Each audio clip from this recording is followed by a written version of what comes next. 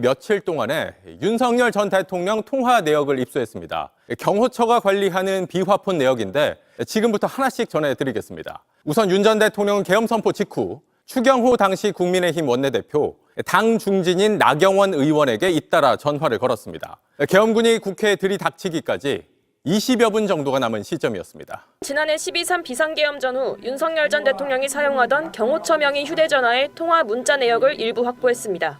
계엄 선포 직후 통화한 국민의힘 의원 2명이 확인됐습니다. 윤 전 대통령은 지난해 12월 3일 밤 11시 22분 추경호 당시 국민의힘 원내대표에게 전화를 걸었습니다. 통화는 약 1분간 이어졌습니다. 당시엔 국회 통제를 위한 경력만 배치됐고 계엄군 병력이 투입되기 직전이었습니다.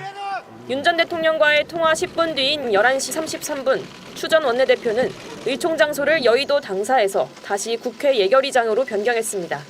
국민의힘 의원들은 한동훈 당시 당대표의 본회의장 소집 지시에 응하지 않았고 108명 중 18명만 계엄 해제 요구안 표결에 참석했습니다. 때문에 추 전 원내대표가 윤 전 대통령으로부터 계엄 해제 방해를 지시받은 게 아니냐는 의혹이 일었습니다. 추 전 원내대표는 대통령이 미리 알리지 못해 미안하다는 취지로 이야기했다며 통화 직후 국회 출입 통제가 다소 완화돼 의총 장소를 국회로 변경하고 국회로 이동했다고 해명했습니다. 혼란스럽던 당시 윤 전 대통령과 통화한 또 다른 국민의힘 의원은 나경원 의원으로 확인됐습니다. 윤 전 대통령이 먼저 오후 11시 26분에 전화를 걸어 40초간 통화했습니다. 나 의원은 미리 상의 못해 미안하다는 정도로 짧게 통화한 것이라며 이유가 뭐냐고 물어볼 틈도 없이 전화를 끊었다고 당시 상황을 밝혔습니다. 나 의원은 계엄 해제 표결에 참여하지 않았고 논란이 일자 민주당 지지자들에게 포위당했기 때문이라 해명한 바 있습니다. 당시 소셜미디어엔 나 의원이 국회 반대쪽으로 향하는 사진이 공개돼 논란이 일기도 했습니다. 이뿐 아니라 통화 내역에는 윤 전 대통령이 정말로 유튜버에 의지했던 걸로 보이는 정황도 드러납니다. 계엄 실패 이틀 뒤 유튜버 고성국 씨에게 하루 동안 5차례에 걸쳐서 먼저 전화를 한 겁니다. 그리고 며칠 뒤 고 씨는 조언하듯이 대통령의 입장 표명이 필요하다는 방송을 하고 바로 다음 날 윤 전 대통령이 대국민 담화를 발표합니다. 두 번째 탄핵소추안 국회 표결을 이틀 앞둔 지난해 12월 12일 윤석열 전 대통령은 침묵을 깨고 갑자기 대국민 담화를 발표했습니다.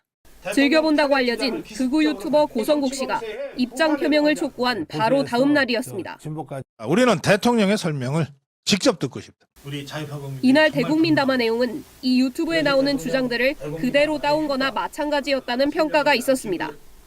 전 국민이 방송을 통해서 지켜보고 있는데 어떻게 군이 들어가서 국회의원들을 끌어낼 수 있었겠냐. 질서 유지를 위해 소수의 병력을 잠시 투입한 것이 폭동이란 말입니까? 윤 전 대통령은 비상계엄을 선포한 지 사흘 만인 지난해 12월 6일 고 씨와 5차례 전화한 사실이 확인됐습니다. 전부 윤 전 대통령이 먼저 전화를 걸었습니다. 둘은 계엄 선포 약 2주 전인 11월 21일에도 문자와 전화를 총 4번 주고받았습니다.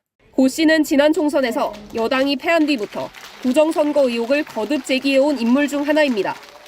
윤 전 대통령과 극우 유튜버 간 교류가 실제 기록으로 확인된 만큼 비상계엄 선포의 배경이 된 음모론들이 바로 전달됐을 가능성도 배제할 수 없습니다. 비상계엄 선포 직후 계엄군은 가장 먼저 중앙선거관리위원회에 투입되기도 했습니다. 다만 통화 내역에는 통화 내용은 들어있지 않기 때문에 이에 관한 사실관계 확인이 필요합니다.